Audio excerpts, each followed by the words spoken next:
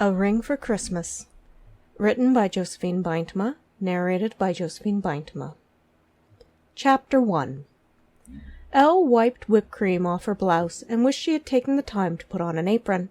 She twisted the bag again and this time piped the cream perfectly onto the dessert. A little cinnamon was added and the rice pudding was ready. A bell was going off and a voice cried out in heavy Spanish, "Table 4." This was ridiculous. It was too busy and they could use another server to help out. She pushed her raven hair that had fallen out of her bun back behind her ears, grabbed the puddings and pie, distributing them among table 8.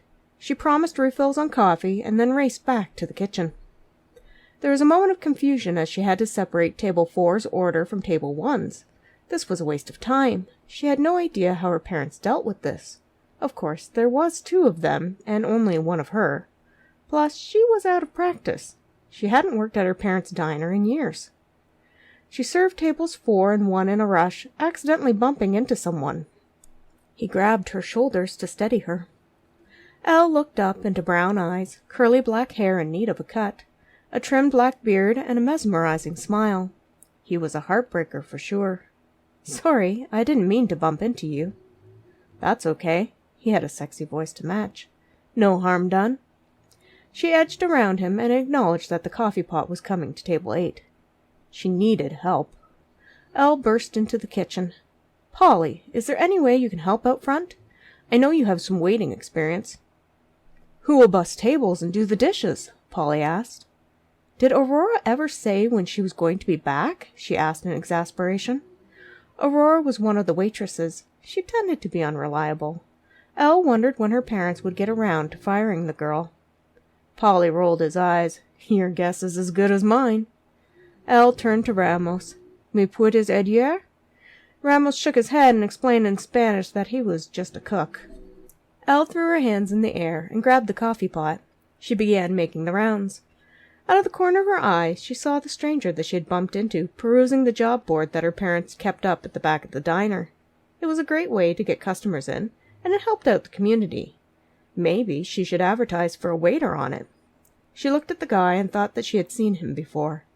He must have been in to check the board multiple times. "Miss, could we see your dessert menu?" An elderly lady tugged down her sleeve. Elle forced a smile. "Sure, I'll have it to you in just a moment." Forget advertising. She needed someone now, before she lost her mind. Elle marched up to the handsome stranger and put out her hand in greeting. "Hi, I'm Elle, and we're hiring. Do you have any experience bussing tables and doing dishes? Can you start immediately?" "I'm Max," he said as he took her hand. He had a nice handshake. "Yes, to starting immediately. No, I have no experience in bussing or dishes, but I promise I learn very quickly. If you don't like my work, you can always fire me." Elle decided to take a chance. She liked his smile. Too bad when she shook his hand she didn't feel a single thing. No thrill, no desire, not even a twinge that said that he could be the one. Her mother always told her to wait for the man who made her heart sing. She was still waiting. "You're hired. You can start now." Elle walked briskly to the kitchen. "Polly will show you what to do.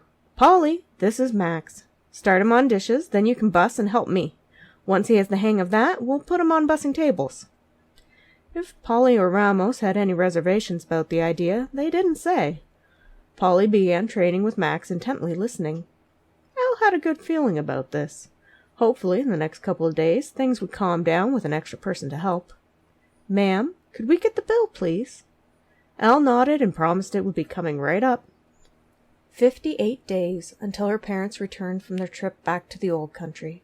58 days to try and hold on to her sanity before her life returned to normal. "Miss, the coffee?" Elle gritted her teeth. She was not meant to be running a restaurant. Her parents had named the place after her, hoping one day she would take over. Instead, she worked hard to get a degree at the local college. She was now a nutritionist at the local hospital. She had a good job. However, to help out her parents, she was using up all her vacation plus a few weeks of extra leave to cover for them while they were on a vacation. It was their first vacation in 20 years, so Elle felt that she had to fill in the gap. Running a restaurant was more than just a full-time job. The next time she went into the kitchen, she found Ramos laughing at Max. She asked the cook what he found so funny. Ramos replied in Spanish that the new hire was just learning that things have to be woman clean, not man clean, before they go into the dishwasher. Otherwise, the food became like cement on the pots and pans. Yeah, well, who knew dishwashers didn't really wash dishes? Max replied in Spanish. He was hunched over the sink and scrubbing a pan. They wash dishes just fine. Polly dumped another tote full of dishes and cutlery from the restaurant. He exchanged his dirty rag for a clean one, slinging it over his shoulder. Just make sure you get all the food off. I promise. I have learned that lesson. Max scrubbed harder. The dishwasher chimed, and he put the pot back in to soak before unloading and reloading the dishwasher. At least he had time management skills, Elle thought. Ramos dished up table 7, and Elle balanced the plates on her arms and headed out into the restaurant. Even with the new help, it was still too much. They were behind. She could use another set of hands for food prep. Elle hurried her steps and did the best she could. Fortunately, they were going to make great tips. Elle, dearie, Thelma, an elderly regular, grabbed her by the sleeve. Who is the hunky guy you brought into the kitchen? Elle laughed. The seniors were always her favorite. They had reached a point in life where they just said what they thought. That's Max. He's learning how to wash dishes. Well, he can wash dishes at my house any day, Thelma tittered. I'll tell him that, Elle grinned. Oh, don't you dare! Thelma blushed and tittered some more. You bad girl. Elle winked and then returned to working. Maybe there were some things about working at the diner that she did miss. However, sore feet was not one of them. By the end of the night, it looked like their new employee had managed to master the dishwasher. He no longer burned his hands or did a half job at pre-washing. Elle was relieved. Bussing tables was the easy part as long as he continued to have good time management skills. Things should be easier tomorrow, which was good because her feet were killing her. She counted out the bank deposit for the night as Polly and Max wiped down tables and chairs, refilled napkins, checked salt and pepper shakers. Ramos cleaned the kitchen, shining it to perfection as always. As they wrapped it up, Ramos and Polly left. Max lingered. Did you need anything else? I think we're done here, Elle said. Payday is Thursdays. You'll get your first check next week. If you can be here for the meal rushes, you've got the job. She outlined the times and gave him some paperwork to fill out. Thank you, Elle, Max said. I really appreciate this chance. I should warn you, it's probably only temporary. I don't actually run the diner. It's my parents' business. When they come back from their trip abroad, they'll determine for certain if you stay. When do they come back? Max asked. 2 months. Just in time for Christmas, Elle said.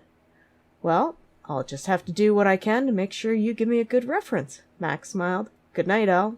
Good night, Max. Elle watched him leave. It was too bad he didn't cause any sparks for her. Of course, she hadn't kissed him yet, so there was still a chance, Elle reflected.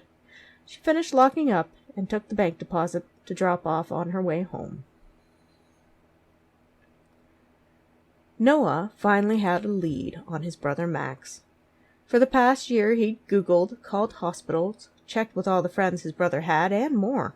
His brother had been gone for 3 years. 3 years was a long time. He thought Max would have stopped being angry and reached out to him a while ago. He'd given his younger brother time to cool off. However, when Max didn't call, Noah decided he would reach out to him. The whole estrangement had started when the family company, Ramesly Pharmaceuticals, had released a drug that was supposed to help diabetic children metabolize food sugars, thus lessening the need for insulin. Instead, the drug had been fast-tracked through some clinical trials and had serious side effects, including permanently damaging livers and kidneys. The children who had been on the drug were irreparably damaged. Noah, thankfully, hadn't been involved in the testing of that particular drug. He worked as a scientist at Ramesly Pharma. Max had worked lobbying the FDA and politicians to gain approval to push marketing and production forward on a wide variety of products that Ramesly Pharma produced. He had helped get the drug to market, unknowing of its side effects, until it was too late. When the parents of the children affected came together to create a class action lawsuit against Ramesly Pharmaceuticals, Michael, their older brother, and the legal team had fought against the lawsuit and won. Max had accused David, their father and head of the company, of falsifying evidence, changing clinical trial results, and bribing the judge. Noah wouldn't have put it past his father to have done so.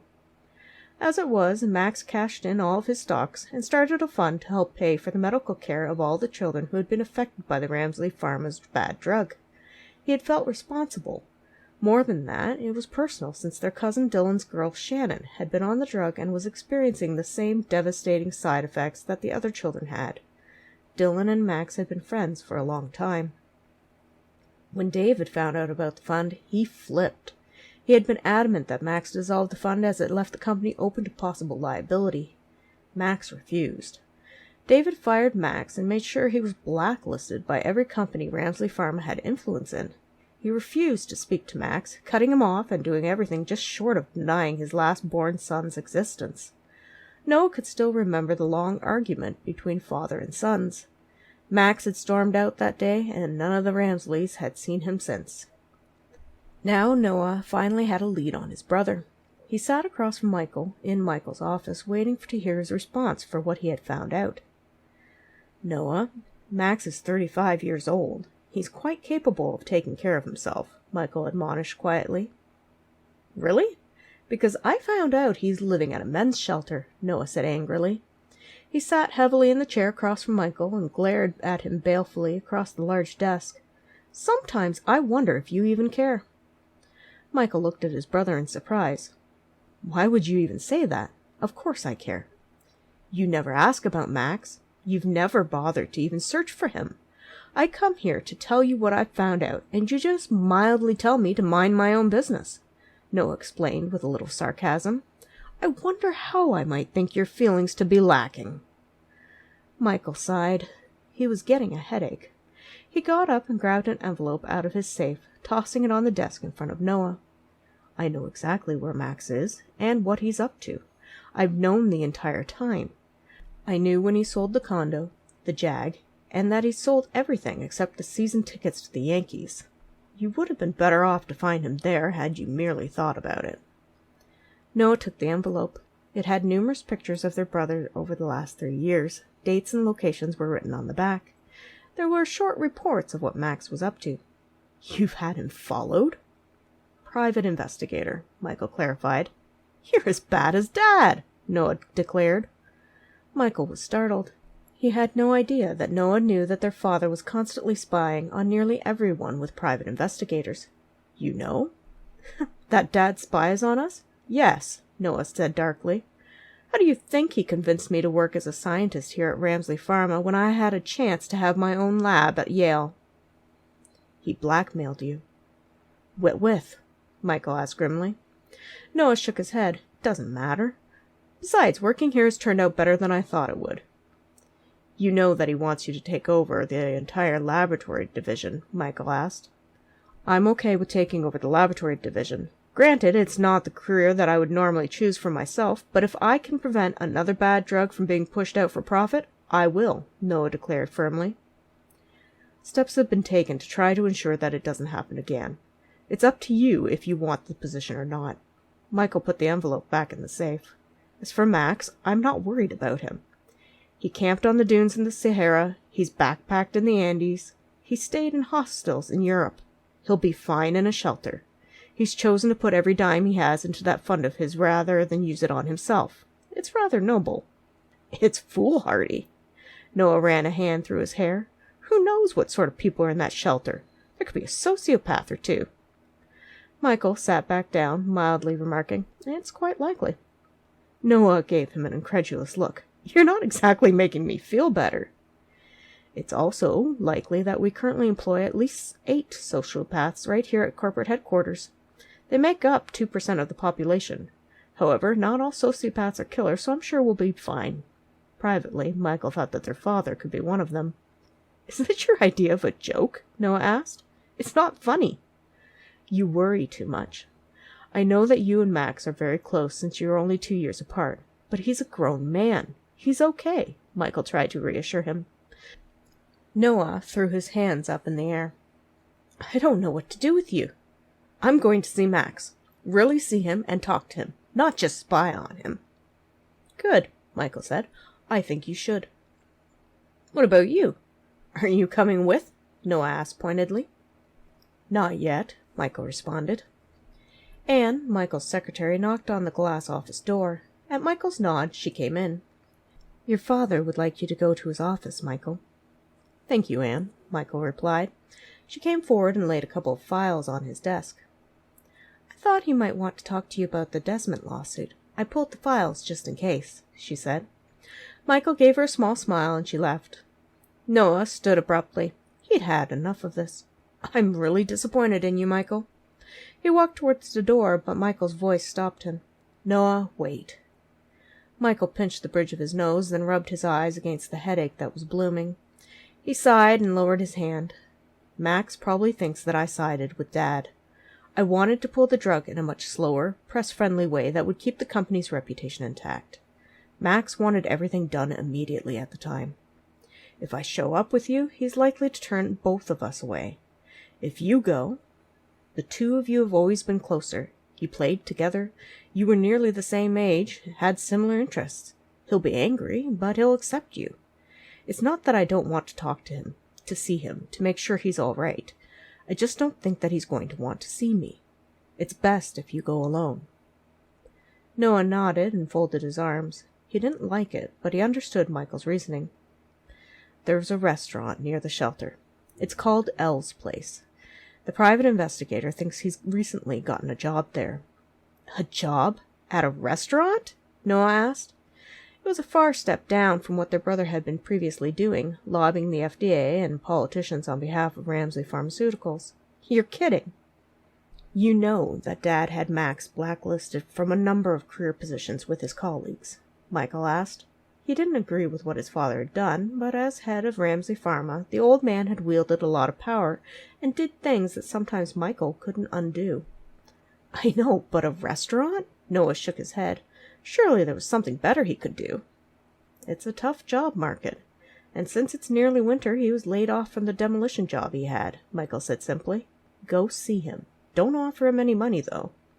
Noah was surprised at Michael's warning. "He's my brother. He's working at a restaurant and living in a men's shelter. If you don't think that I'm going to offer him money, you're out of your mind." "Noah, every man has his pride. If you want him to talk to you ever again, you'll leave your wallet at home." Michael shrugged.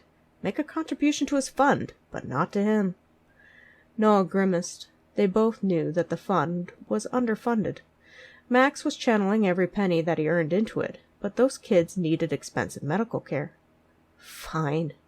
Have you made any contributions lately?" "The company that bought Max's shares donates every 3 months," Michael said mildly. "I asked if you did, not some company that profiteered off of Max's bad decision to sell his shares." Noah glared at his brother. "Noah, I put the money under the company that bought out Max. If anyone had bothered to check, it's a dummy company in Max's name, so that he still retains ownership of his shares." Noah was surprised. It was a lot of money, and Michael had basically just contributed a huge amount to Max's benefit fund while protecting Max's stock in the company. "I'm sorry, Michael, I didn't know." "No one does," Michael sighed. "It's better that they don't. For both our sakes, please don't tell Dad." "I won't," Noah quickly agreed. He could imagine the repercussions that might happen. "Thank you," Michael said. He grabbed the files and stood. "You'll tell me how Max is?" "Yeah," Noah nodded. "I will." "I'd better go before Dad gets impatient," Michael grimaced. "You know how he can be." Noah nodded. Their father was not the most patient of men. He watched Michael leave the office and debated on the approach he should take to contact Max. He decided it wasn't much of a patient man either. He would just confront Max directly and see what happened. It didn't take long to get to the restaurant that Michael had mentioned Max might be working at. It was in a crowded downtown area with limited parking. The place was small, but had a lot of customers. Noah was lucky to find a table, and he ordered a coffee. It was obvious that he annoyed the waitress by taking up an entire table for 1 cup of coffee, but now that he was here, he had no intention of giving up his seat. There was no sign of Max, but Noah intended to wait and see what happened. He took out his phone and began sorting through emails while waiting. If nothing happened, then he'd talk to the waitress, asking if she had seen Max. He had some old photos still on the phone with his brother that he could show her to help identify who he was looking for. Max grabbed a tote in the kitchen and headed into the restaurant. He started clearing off tables, but abruptly stopped as he spied who was sitting at table 5. He dumped the tote on an empty table, too, and stood, glaring down at his brother, arms crossed on top of his crisp white apron. "Really, Noah?" Noah looked up from his phone and set down his coffee, feigning surprise. "Max!" Max put up a hand to stop Noah. "If you think for one moment that I am going to believe that this is a coincidence, you're out of your mind." "You don't respond to my calls. You won't visit. I barely even found where you were," Noah complained, dropping the surprised act. "I miss you, okay? You're my brother, and I'd like to be able to talk to you once in a while. Maybe catch a game or something." "I don't have time for this." "I'm working," Max said. He turned and grabbed the toad again, rubbing down the table with a rag. "Hey, we can meet later," Noah said. "I'm willing to meet you whenever you want. I just want to talk to you again." Max ignored him and picked up empty dishes from table 7. "Come on, Max. You can't stay mad at me forever. I took your side, remember?" Noah followed him around. "I didn't see you leave the company," Max muttered. Noah ran a hand through his hair, frustrated. "There was a reason for that. Maybe if you talked to me, I could explain." "Is this guy bothering you?" a woman asked Max. She had an apron on and a pen stuck in the bun in her hair. She was beautiful in an exotic way, with rich dark hair, deeply tanned skin, and eyes that slanted at the end. Noah recalled that she was the irritated waitress who had served him coffee. "Him?" Max scoffed. "I'd have to care for him to annoy me." "Max, that's not fair," Noah protested. "I'm your brother. You care." "I could have Ramos and Polly throw him out," she offered, eyeing Noah. "Nah, I can take care of him," Max said. "Seriously?" Noah eyed Max. He had gained some muscle since they'd last met. "In all our years, you haven't managed to best me yet." "As I recall, you haven't been around for a couple of years." "I've got new moves," Max declared. "You're right. I haven't been around for a couple of years." Noah put out a hand. "Come on, Max. Forgive me?" "Why did it take you this long?" Max asked, ignoring the proffered hand. "Hey, I'm not the one who changed my number. You could have called me at any time," Noah protested. "Plus, you weren't exactly easy to track down." Max hesitated. "You know you miss me too," Noah cajoled. "That's not the point. You're supposed to have my back, and yet you still work for him." Max grabbed his tote and headed into the kitchen. Noah made to follow, but the raven-haired beauty stepped in front of him. "Hi, my name is Elle. By health board regulations, you can't go into my kitchen since you are not in my employ. Please go back to your coffee and leave my employee alone." "Hire me." "Excuse me?" Elle blinked in surprise. "Look, lady." Noah fished out his wallet. "I'll give you $1,000 to hire me. I'm not going to let my brother hide from me in the kitchen." Who carries $1,000 in their wallet? Elle wondered. She grabbed the cash. "Done. You start tonight. Grab an apron." "Pardon me?" "You're hired. I need a waiter." She smiled brilliantly at him. "You can now bother Max every single break you get, but not during working hours, as I expect you to pull your weight. You work the same hours he does. It'll be great. I hope you wore comfortable shoes." "I quit." She handed him back the money. "I thought so." "What does that mean?" Noah demanded. "You think you can just walk in, spread some cash, and get what you want?" Elle tossed over her shoulder as she went into the kitchen. "Everything worth having is much harder to get than that." Noah followed her into the kitchen. "You don't know the situation." "You're in my kitchen." Elle put her hands on her hips and glared at him. "Get out before I call the police." "Really, what are you going to ask them to charge me with?" Noah rolled his eyes. "Harassing my employee." Elle pointed to Max, who was loading the dishwasher, firmly ignoring them. "Fine!"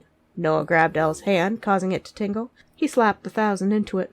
"Show me where the aprons are." "What do you mean, show you where the aprons are?" Max asked suspiciously. "I just got a job," Noah replied. "No," Max said angrily. "That is not happening. Tell me you are not letting him work here." Elle smiled grimly. "I need another person. If your brother can prove he's up for the challenge and master the job, then he can have it. If not, I'll fire him like any other employee." "That's all I ask," Noah said. "Tell me you're joking." "You already have a job," Max growled. "I won't talk to you. So what? Now you're going to become my stalker?" "Whatever it takes, little brother." Noah looked at Elle. "Aprons?" Elle pushed her way out of the kitchen. Part of her thought she was out of her mind, getting between two brothers like this. It would probably backfire, and she'd be out 2 workers in a dramatic fashion. Another part of her wanted to help reunite them. She always thought that families should stick together. She loved her parents and had hated being an only child. If she did get married, she'd have at least 3 children, maybe even 4. She could imagine a rough-and-tumble boy with a couple of girls to dress up for church. Elle pulled herself away from her musings, giving Noah an apron. She showed him where he could store his suit jacket, then gave him a pen and order pad. She grabbed some menus, and he trailed her to a table. "Hi, my name is Elle. While you look at the menu, what can I get for you to drink?"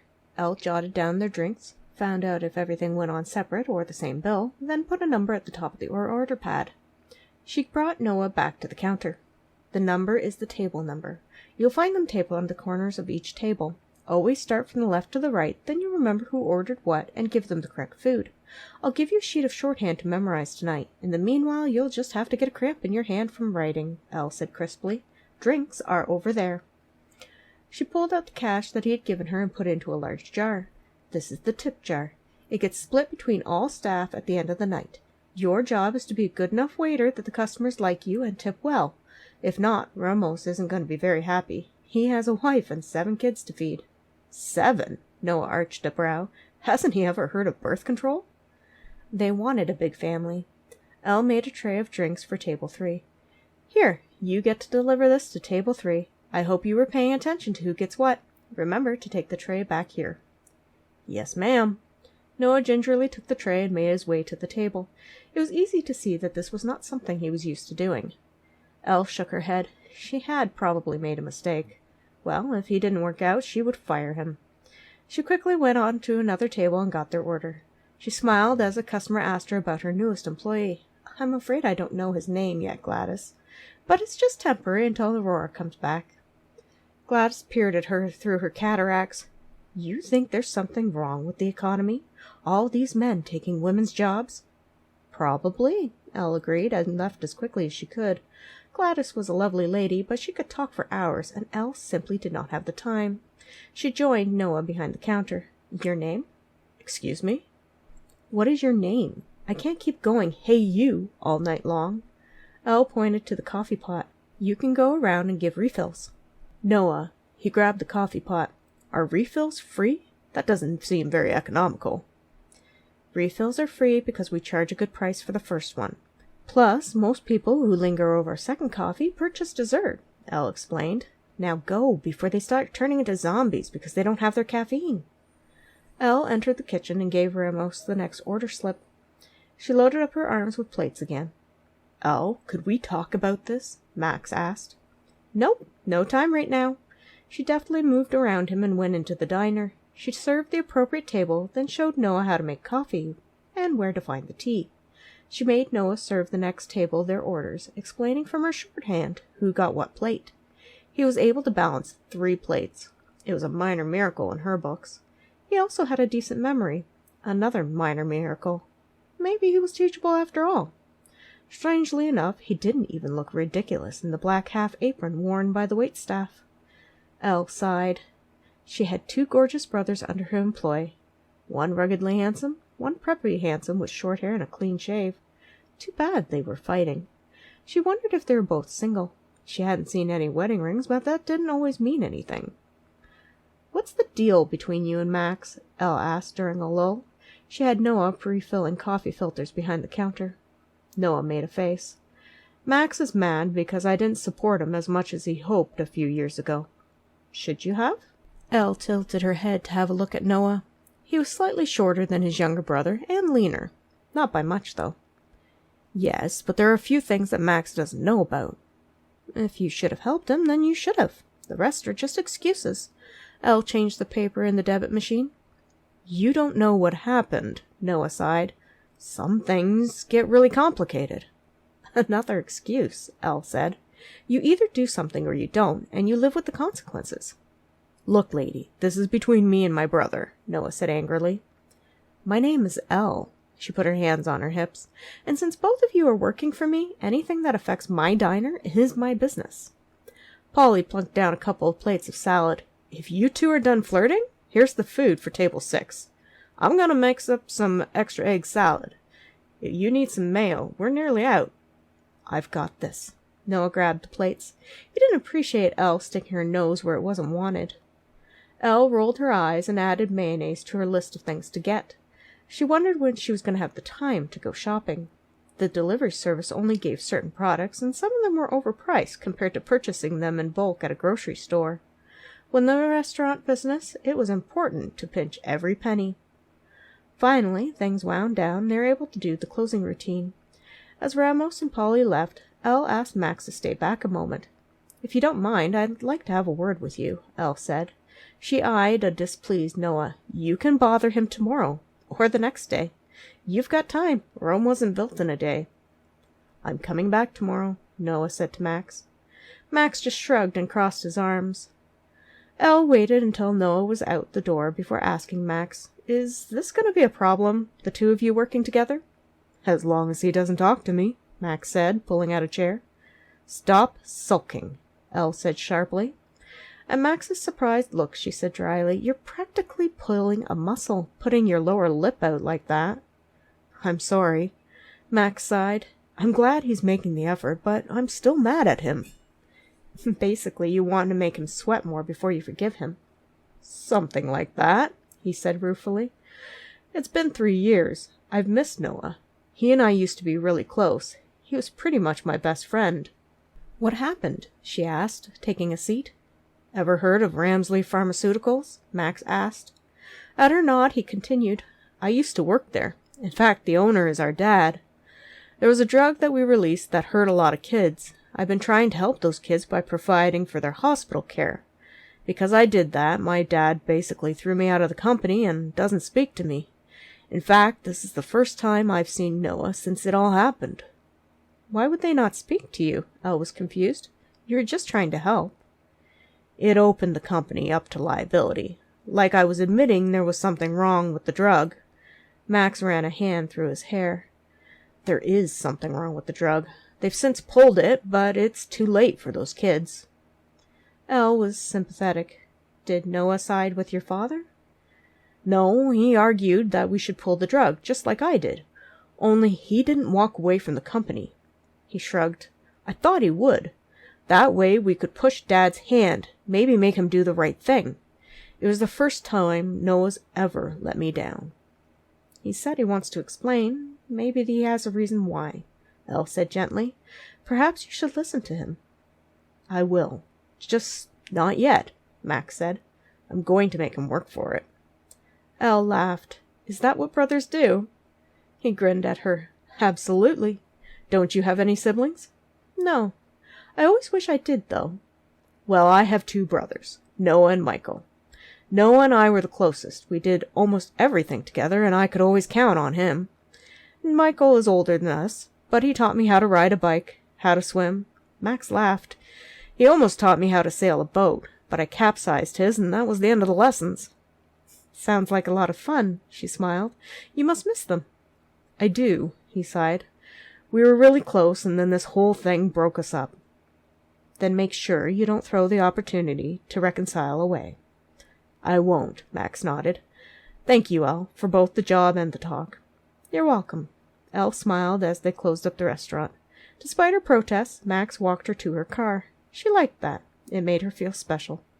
She wondered if his brother would have done the same.